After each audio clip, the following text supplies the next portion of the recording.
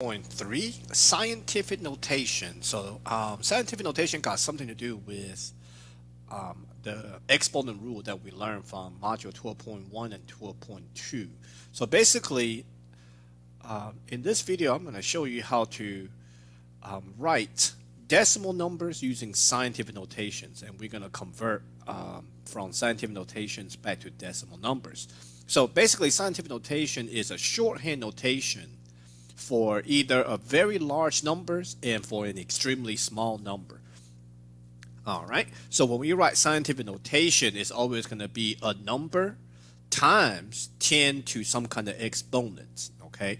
Where this number in front of times 10 is always going to be less than equal to 1, but less than 10. Okay. All right. So that's this number right here. Now for the exponent part, if the exponent is positive, if this exponent is ever positive, it actually represents a larger number, a large number representing 1. All right, so this actually fall back to back in beginning of module 12.1, where I explained for any real number a to the 0 power is always 1, because on the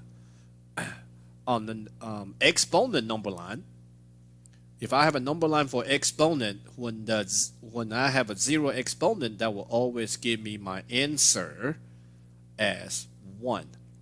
So positive exponent, which is to the right side of 0, always give me an answer that's greater than 1. So that actually falls right here. So negative exponent will always give me answer that is between 0 to 1.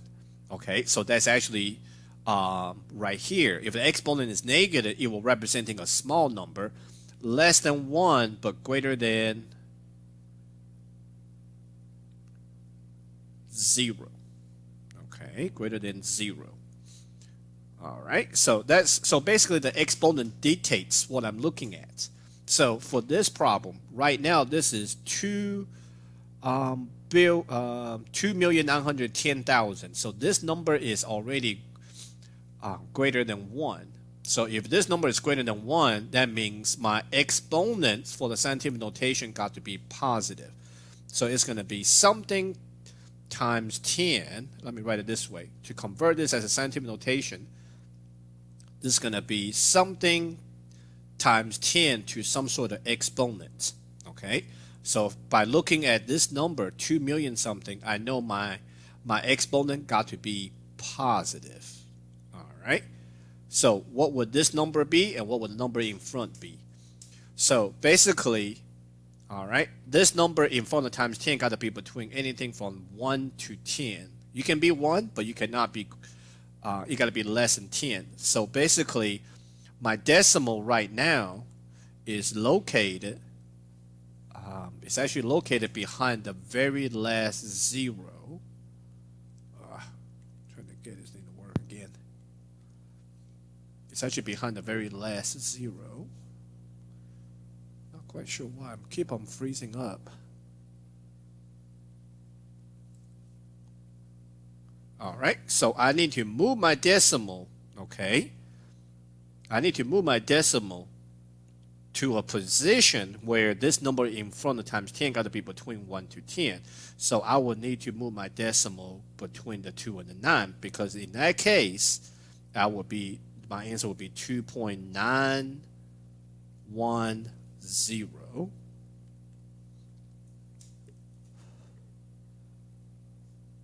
2. Come on.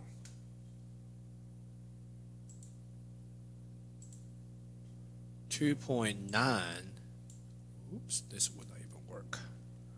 Come on.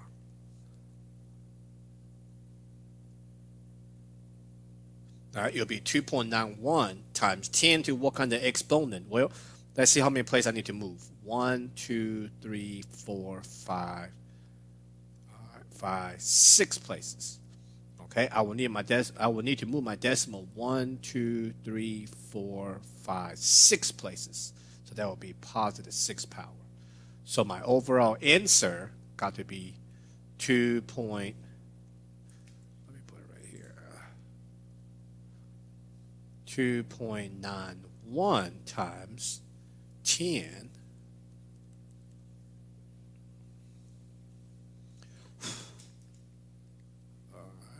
times 10 to the 6th power. All right, let me show you how to do this on the calculator as well. Okay, I did not quite say whether to move the decimal to the left or to the right. I just simply said I got to move the decimal to a position where in front of my times 10 got to be between, where in front of my times 10, that number got to be between 1 to 10. So on the graphing calculator though, sometimes this might work, sometimes it doesn't. All you're going to do is simply type in 2910 with 3 more 0 behind it and simply press enter. Okay, so in this case it doesn't work. Okay, it will still give me these many numbers.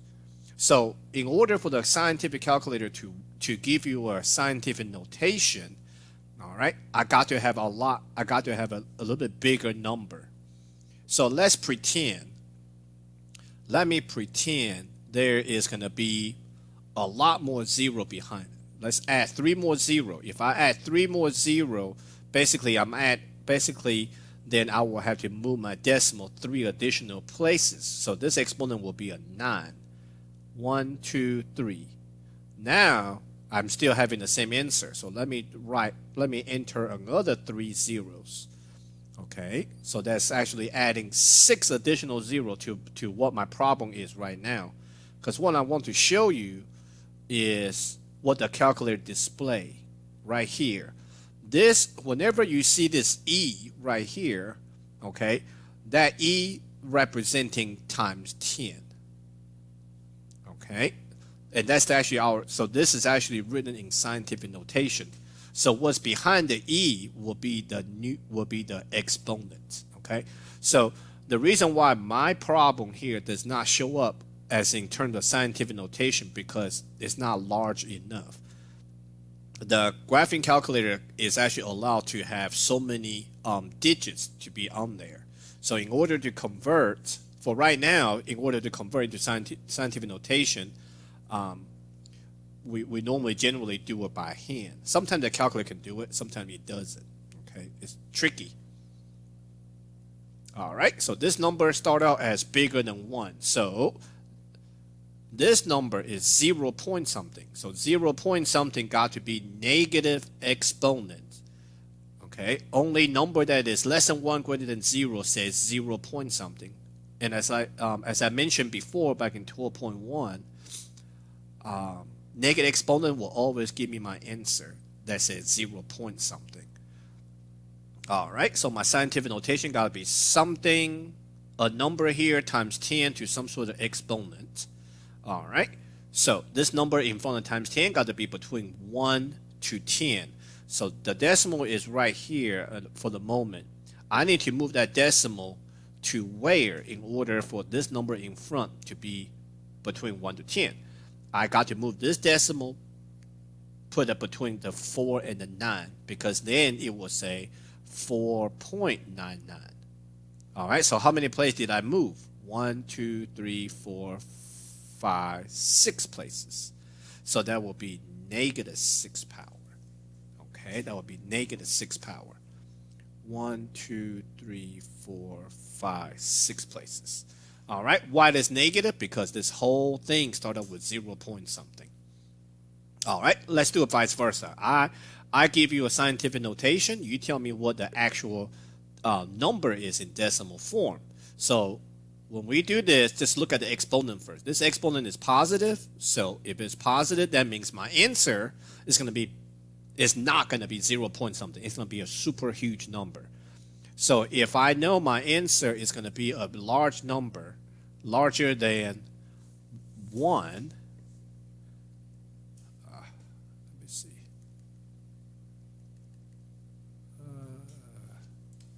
If I know my answer is going to be larger than 1, then this 9.159, the number that's in front of the times 10, I will have to naturally move this decimal to the right. 1, 2, 3, 4, 5, 6, 7, 8 decimals here now. Because I know my final answer got to be bigger than 1, so naturally here I will move my decimal to the right. 1, 2, 3, 4, 5 empty slot to put my zeros in. So my answer is 9159 with 50 behind it. Okay.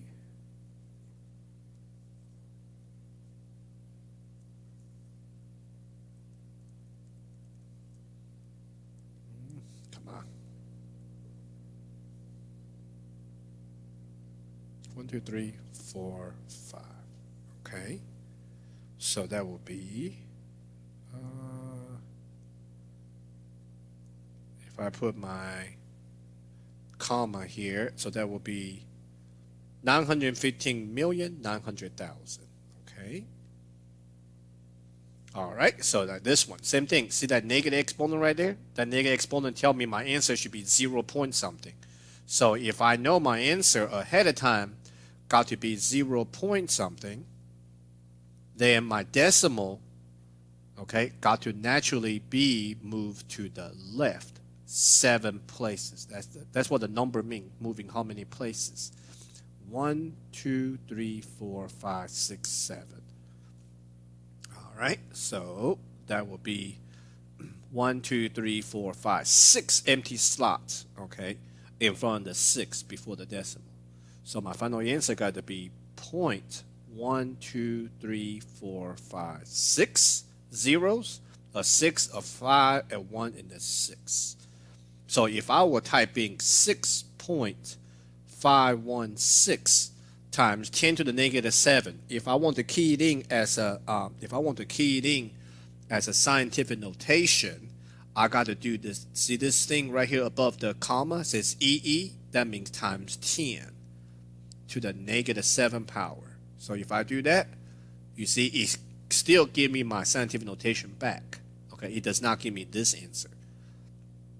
But now if I would type 1, 2, 3, 4, 5, 6 zeros, a 6516, and press enter, then that gives me my scientific notation back.